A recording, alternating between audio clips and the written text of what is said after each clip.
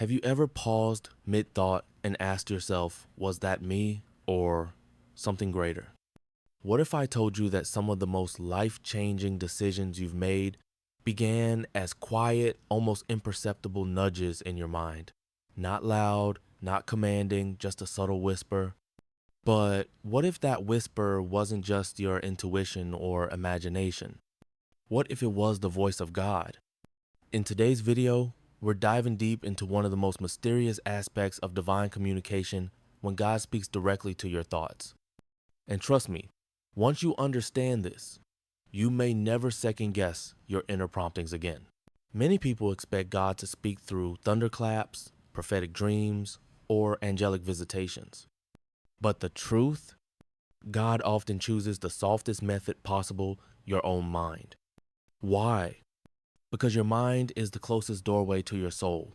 It's where battles begin, where doubt and faith wrestle, and where direction takes root. Psychologists describe the mind as a battlefield. The Bible agrees, 2 Corinthians 10-5, saying we must take every thought captive. But here's what's rarely discussed. Some thoughts don't originate from you. Some arrive like strangers knocking at your heart's door, persistent, gentle, and full of light. Could it be that God is whispering? Let me tell you a personal story. A few years ago, I was about to accept a job offer that looked perfect on paper. Great pay, promising career path, even close to home. But in the days leading up to signing the contract, I had this repeating thought, you're not supposed to be here. It wasn't anxiety, it wasn't fear. It was more like a calm, firm nudge every morning. I ignored it, signed the offer. 3 months later, I was miserable. That role drained my soul. It took a full year and a burnout for me to finally return to the stillness I had once dismissed. And I realized that voice, that thought, it was God, and I missed it. Since then, I've paid attention. One of the earliest examples of God speaking through thoughts is found in 1 Samuel 3. Young Samuel hears his name being called while he sleeps. He assumes it's Eli, the priest, and runs to him. This happens 3 times. Eli finally realizes it's God speaking.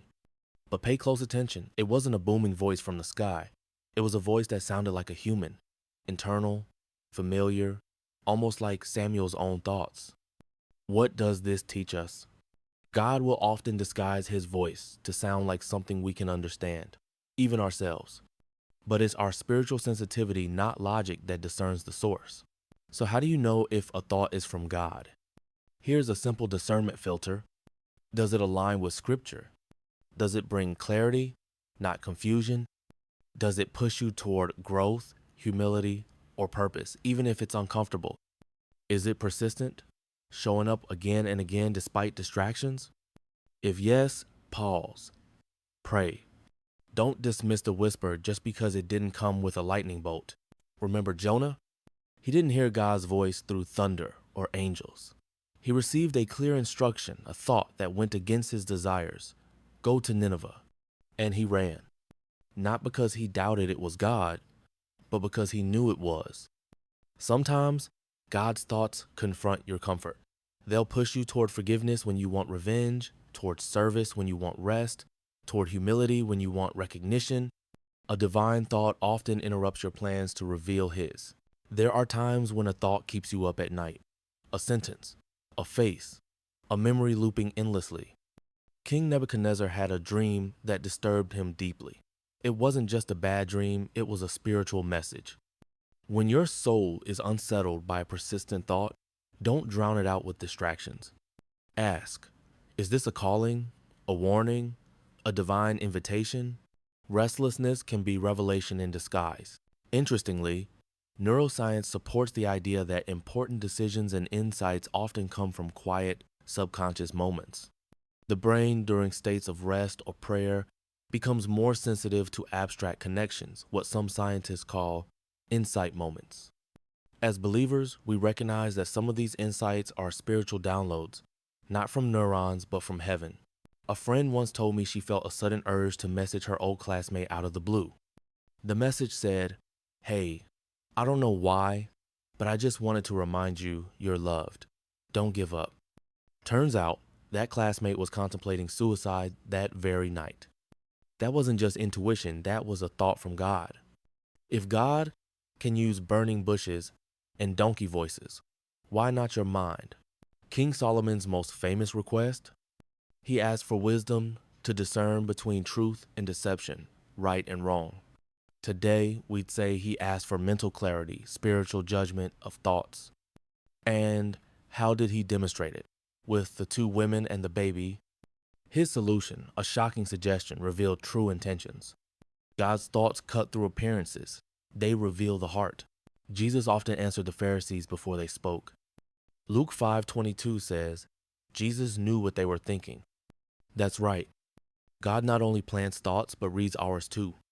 This means your secret fears, doubts, or questions. They're heard, and he responds not always out loud, but with signs, messages, confirmations. Acts 8 tells us of Philip being prompted to approach a stranger in a chariot. He didn't receive an angelic visit that moment, just a thought. Go near that man.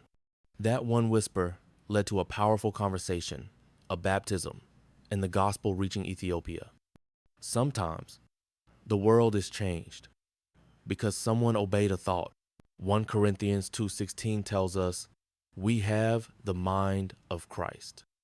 Not will have, already have.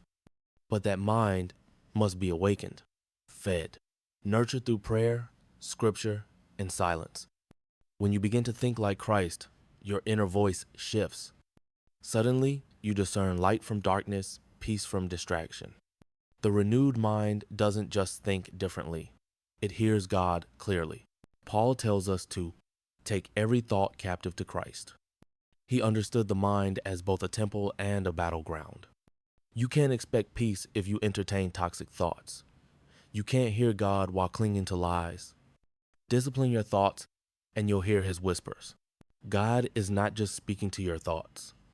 He wants to think through you, to respond with compassion where others respond with anger, to see purpose where others see chaos, to recognize divine timing in mundane moments. So next time a quiet voice urges you toward peace, love, or courage, pause. You might be hearing heaven. If you felt God speaking to you through this video, comment below. My mind is God's territory. And if you know someone feeling confused or lost, send this message. It might be the thought that saves them.